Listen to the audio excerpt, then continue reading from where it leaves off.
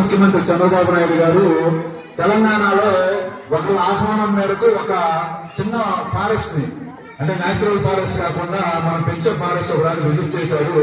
ఆయన programme 30 minutes అక్కడికి వెళ్ళిన తర్వాత ప్రోగ్రామ్ చూసినటువంటి సీఎం గారు అక్కడ కనీసం 6 గంటలు గడిపారు. అంటే 6 గంటల ప్రోగ్రామ్ ఆయన షెడ్యూల్ లో ఉంది, వెంటనే వేరే షెడ్యూల్ ఉంటుంది, అయినా కూడా మిగతా షెడ్యూల్స్ క్యాన్సిల్ చేసుకుని 6 గంటల సేపు అక్కడ గడిపారు. ఏంటంటే అది అనంతవనం, దాని పేరు తెలుగులో అనంతవనం. అనంతం అంటే అన్లిమిటెడ్ అన్నట్లు. ఆ అనంతవనంలో ఏం చేస్తారంటే ఒక 25 సెంట్ల స్థలం తీసుకొని ఆ 25 సెంట్లలో 1650 మొక్కలు నాటుతారు. 1650.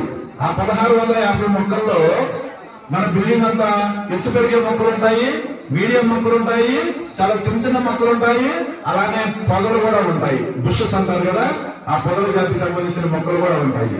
మొత్తం 1650 మొక్కలు పెంచి అక్కడ ఒక ఈకో సిస్టమ్ డెవలప్ చేస్తారు. అయితే అది చూసినటువంటి సీఎం గారు ఏంటంటే మన రాష్ట్రంలో కనీసం కొన్ని పాఠశాలల్లోనైనా ఈ అనంతవనాన్ని ఏర్పాటు చేయాలని చెప్పేసి ప్రభుత్వం నుంచి 5 లక్షల రూపాయలు, ప్రభుత్వం నుంచి 5 లక్షల రూపాయలతో ఈ అనంతవనం కాన్సెప్ట్ ని తీసుకొచ్చారు. ఈ అనంతవనంలో ఏం చేస్తారంటే మనకి ఈస్ట్ గోదావరి కరీం నుంచి మొక్కలు తీసుకొస్తారు.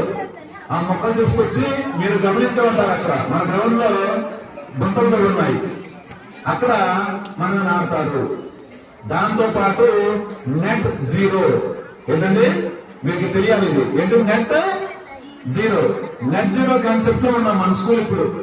నెట్ జీరో అంటే ఏంటంటే మనం ఖర్చు పెట్టడం, వృధాను చెయ్యం. ఖర్చు పెట్టకూడదు, వృధా చేయకూడదు. అంటే ఇప్పుడు కరెంట్ మనం బిల్లు కడుతున్నాం కదా, ఇప్పుడు ఏంటి కరెంట్ పైన సోలార్ ప్యానల్స్ పెట్టారు కదా, అంటే మన కరెంట్ మనమే తయారు చేసుకుంటాము. అలానే రోజు మనకు 600 మంది పిల్లలు ఇక్కడ భోజనం చేస్తారు మధ్యాహ్నం. ఆ 600 మంది పిల్లలకు భోజనం వండడానికి మనం భోజనం వెజిటబుల్స్ కట్ చేస్తాము. కరివేపాకు, తోటకూర, ఆకుకూరలు, టమోటాలు, పొటాటోలు ఇవన్నీ కట్ చేస్తాం కదా. ఆ కట్ చేసిన తర్వాత వచ్చే వేస్ట్ ఏదైతే ఉందో దాన్ని వేస్ట్ చేయకూడదు, దాన్ని వర్మీ కంపోస్ట్ గా మార్చాలి, మార్చి మొక్కలకి ఇవ్వాలి. ఇలాగా తీసుకొచ్చారు.